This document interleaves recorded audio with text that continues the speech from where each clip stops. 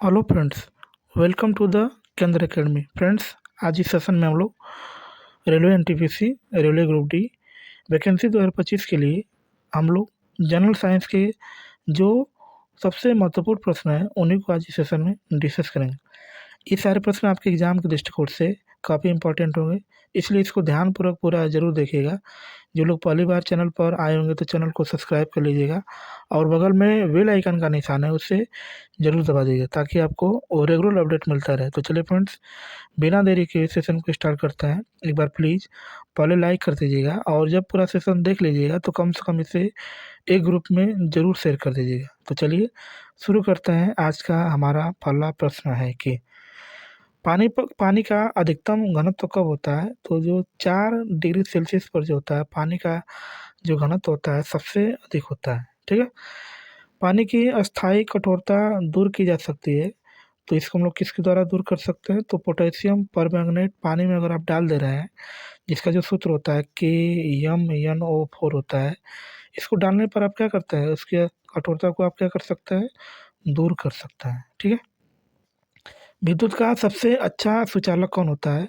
तो जो चांदी होता है सबसे नंबर टॉप पे जो होता है विद्युत का सबसे अच्छा चालक होता है। दूसरे नंबर पे हमारा जो कॉपर आता है वो सबसे अच्छा चालक होता है। चांदी के संकेत की बात करेंगे तो इसको हम लोग किसे दिखाते हैं? एजी से दिखाते हैं। किसे दिखाते हैं? एजी से। ठीक है। लोहे का शुद्धतम रूप क्या होता है? तो इसको हम लोग जो पिटवा लोहा होता है, चूँकि लोहे के बहुत सारे प्रकार होते हैं। कच्चा लोहा होता है, पिटवा लोहा होता है, ढलवा लोहा होता है, बहुत सारे प्रकार होते हैं, लेकिन इसमें जो सबसे शुद्धतम रूप होता है उसका नाम क्या होता है? पिटवा लोहा, जो सबसे शुद्ध रूप होता है। ठीक है। आगे, पीतल हवा में किस गैस की उपस्थिति के कारण बदरंग हो जाता है? तो जो ऑक्सीजन होता है जिसको हम लोग O से दिखाते हैं, इसका नंबर 8 होता है, परमाणु भार 16 होता है। इसी के कारण जो होता है पीतल हवा में क्या होता है? बदरंग होता है, यानी इसका कलर पहले की अपेक्षा नहीं रहता है। ठोस से सीधे वाष्प अवस्था में पदार्थ के रूपांतरण को हम लोग क्या बोलते हैं? तो ऊर्ध्वपातन बोलते हैं। और ऊर्ध्वपातन में क्या होता है? तो जैसे कपूर होता है, कपूर आपने देखा होगा कि ठोस होता है, लेकिन जैसे आप इसको गर्म करते हैं तो क्या होता है? वाष्प बन के उड़ जाता है। ठीक है। आगे, आगे हमारा प्रश्न है कि 1 माइक्रोन बराबर होता है, तो 1 माइक्रोन किसके बराबर होता है? तो मिलीमीटर का लगभग 1/1000वां हिस्सा के जो है बराबर होता है, जिसको हम लोग क्या बोलते हैं? माइक्रोन बोलते हैं। ध्वनि की पिच का फ्रीक्वेंसी की मापने की इकाई क्या होती है? तो इसको हम लोग क्या बोलते हैं? डेसिबल में जो है इसकी फ्रीक्वेंसी को मापते हैं, यानी इसकी आवृत्ति को मापा जाता है। बार किसकी इकाई होती है? तो ये जो होता है वो वायुमंडलीय दाब की जो होता है इकाई होती है। ठीक है। आगे, डीएनए का संरचना क्या होता है? तो इसकी जो संरचना होती है दोहरी कुंडली होती है जो डीएनए होता है। डीएनए के पूरे नाम की बात करेंगे तो इसका जो पूरा नाम होता है डीऑक्सीराइबो न्यूक्लिक एसिड अम्ल होता है। ठीक है। इसकी जो है दोहरी कुंडली, और सबसे पहले इसके बारे में किसने बताया था? तो वाटसन और क्रिक नामक वैज्ञानिक ने जो है इसके बारे में सबसे पहले बताया था। बेकरी में साधारण तथा उपयोग की जाने वाली बेकिंग सोडा वास्तव में क्या होता है? तो ये एक सोडियम कार्बोनेट होता है और सोडियम बाइकार्बोनेट होता है, और इसका जो सूत्र होता है NaHCO3 होता है, जिसको हम लोग खाने वाला सोडा भी कहते हैं। बीसीजी टीका के नाम से अक्षर बी का तात्पर्य क्या होता है? तो इसको हम लोग बैसिलस बोलते हैं। बैसिलस का मतलब बीसीजी में बी जो बी का मतलब होता है इसको हम लोग क्या बोलते हैं? बैसिलस। ठीक है। चलिए आगे, आगे हमारा प्रश्न है कि मानचित्र के समान तापमान वाली जगहों को संयुक्त करने वाली काल्पनिक रेखाओं को कहा जाता है, जिसको हम लोग आइसोथर्म के नाम से जानते हैं। जो काल्पनिक रेखाएं होती हैं उसको हम लोग क्या बोलते हैं? आइसोथर्म बोलते हैं। कोशिका झिल्ली पाई जाती है, तो ये कहाँ पाई जाती है? तो पादप और पशु कोशिका दोनों में पाई जाती है, जिसको हम लोग कोशिका झिल्ली के नाम से जानते हैं। आनुवंशिकता की इकाई क्या होती है? तो आनुवंशिकता के बारे में सबसे पहले जो है ग्रेगर जॉन मेंडल ने बताया था, और इसकी जो मूल इकाई है उसको हम लोग जीन बोलते हैं। क्या बोलते हैं? जीन। ठीक है। आगे, आनुवंशिकता के नियम को किसने बताया था? तो ग्रेगर जॉन मेंडल ने बताया था, और इनका जो सबसे पहला जो प्रयोग था वो मटर पे था। मटर, मटर पर जो है इन्होंने जो है सबसे पहले एक्सपेरिमेंट किया था। रक्त में लौह की कमी को कहते हैं, तो इसको हम लोग क्या बोलते हैं? एनीमिया। और इसको दूर करने के लिए आपको क्या करना पड़ेगा? तो हरी सब्जी का जो है सेवन करना पड़ेगा, अगर आपको एनीमिया को दूर करना है तो। ठीक है। चलिए आगे हमारा प्रश्न है कि निकट दृष्टि दोष दूर करने के लिए किसका उपयोग किया जाता है। तो निकट दृष्टि दोष का मतलब क्या होता है कि जिसमें आपको जो है नज़दीक की वस्तु दिखाई देती है और दूर की वस्तु नहीं दिखाई देती है, तो इसको दूर करने के लिए हम लोग किसका यूज करते हैं, तो अवतल लेंस का यूज करते हैं। और अवतल लेंस क्या करता है, किरणों को फैलाने का काम करता है, जिसको अभिसारी लेंस के नाम से जाना जाता है। ठीक है, आगे शरीर के किस भाग में हाइपोथैलेमस होता है। तो जो मस्तिष्क होता है इसमें क्या होता है, हाइपोथैलेमस होता है, और इसी के कारण जो होता है भूख प्यास का अनुभव होता है। ठीक है, मानव शरीर में सबसे बड़ी धमनी क्या होती है, तो जो महाधमनी होती है, सबसे बड़ी धमनी होती है। धमनी में जो रहता है शुद्ध रक्त बहता है।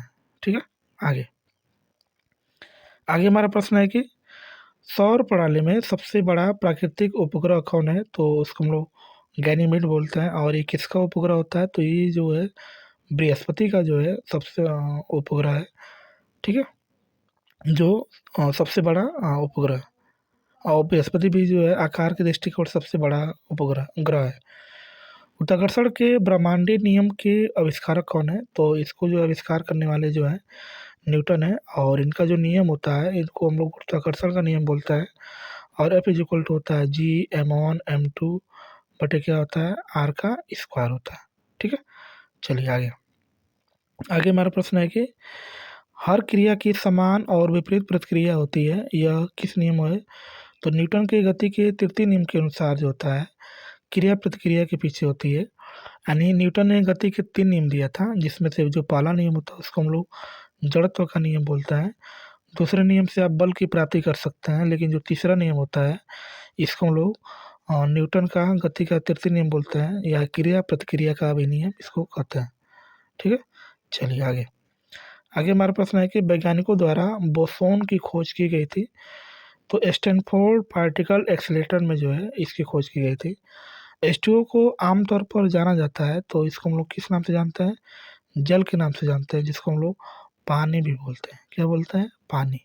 ठीक है, आगे आगे हमारा प्रश्न है कि सूर्य को प्रमुख रूप से ऊर्जा किस प्रकार मिलती है।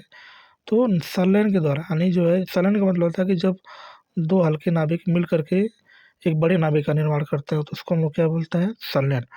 और इसी के रूप में जो है इसको ऊर्जा प्राप्त होती है। ठीक है, चलिए आगे कौन सा एंजाइम प्रोटीनों को एमिनो अम्ल में परिवर्तित करता है। तो जो पेप्सिन होता है, पेप्सिन नामक एंजाइम जो होता है प्रोटीन को क्या किसमें बदलता है, तो एमिनो अम्ल में परिवर्तित करता है। ठीक है, चलिए आगे किसी रासायनिक प्रतिक्रिया के दौरान अणुओं के बीच किस कण का आदान प्रदान होता है। तो जो इलेक्ट्रॉन होता है, चूँकि परमाणु की बात करेंगे तो परमाणु जो होता है इसके 3 मौलिक कण होते हैं।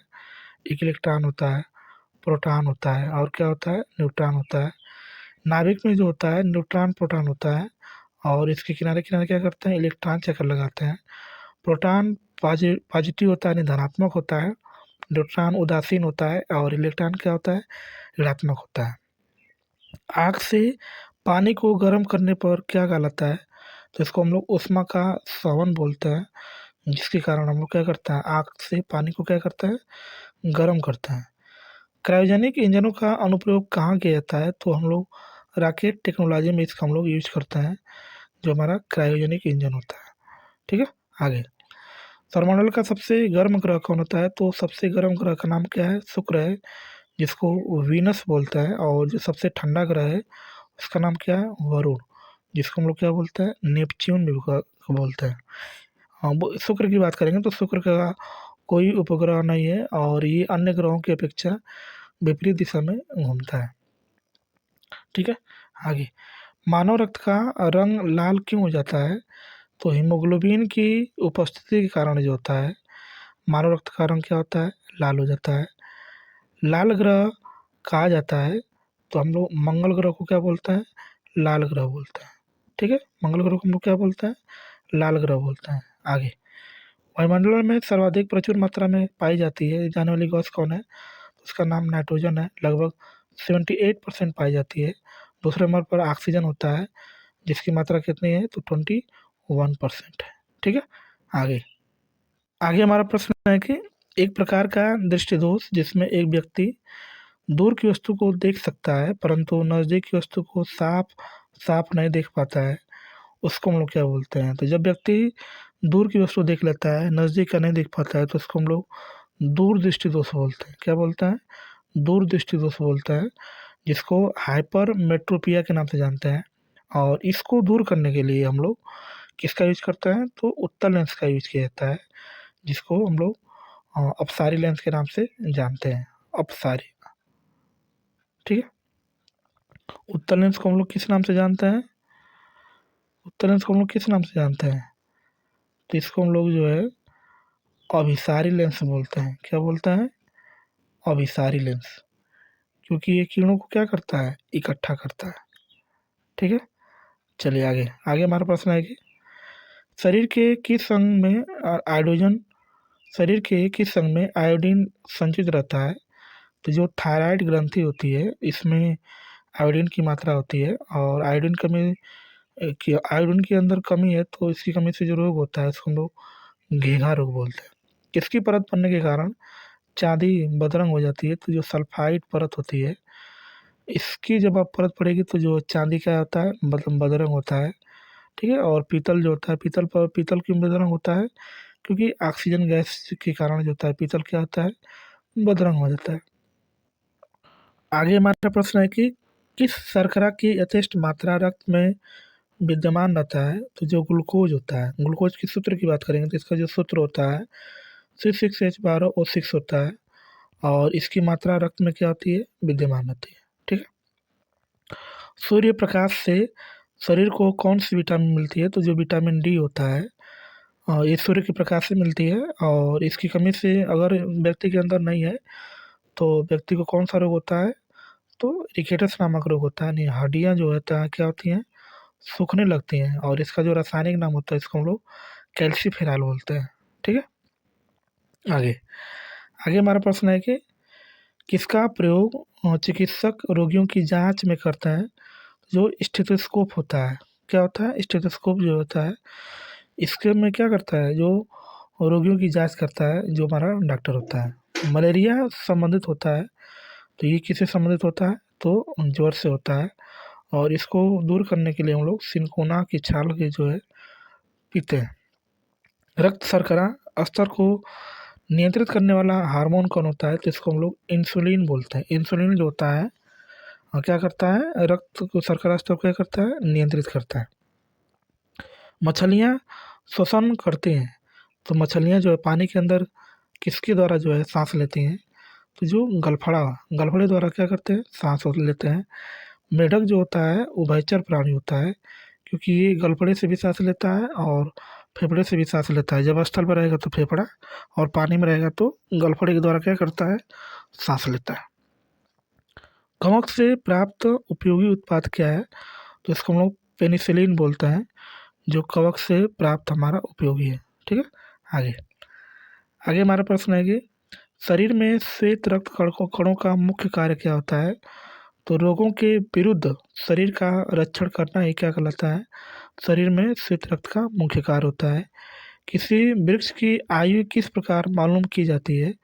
तो उसके वलयों को गिन करके, आप वार्षिक उसके वलयों को गिन करके आप उसकी वायु को क्या कर सकते हैं? ज्ञात कर सकते हैं कि जो है पेड़ जो है कितना साल पुराना है। ठीक है? कैल्शियम हाइड्रॉक्साइड का प्रयोग करके मोर्टार के प्लास्टर का निर्माण किया जाता है। इस किस नाम से जाना जाता है? तो इसको हम लोग चूना जल के नाम से जानते हैं। कैल्शियम हाइड्रॉक्साइड के सूत्र की बात करेंगे तो इसका जो सूत्र होता है CaOH का क्या होता है? ट्वाइस होता है। ठीक है? आगे आगे हमारा प्रश्न है कि प्रकाश संश्लेषण में सहायक पत्तियों के हरे रंग पदार्थ को क्या कहते हैं? तो इसको क्लोरोफिल बोलते हैं। क्लोरोफिल के कारण जो होता है पत्तियाँ क्या होती हैं? हरी होती हैं। ठीक है? तो चलिए फ्रेंड्स, आज के लिए इतना ही। मिलते हैं नेक्स्ट क्लास में। चैनल पर पहली बार आए होंगे तो चैनल को सब्सक्राइब कर दीजिएगा, दोस्तों को शेयर कर दीजिएगा और लाइक कर दीजिएगा। यह वीडियो आपके लिए काफ़ी इम्पोर्टेंट थी फ्रेंड्स। इस वीडियो को पूरा देखने के लिए आपका बहुत बहुत धन्यवाद। Thank you so much. भगवान करे आपका दिन शुभ हो।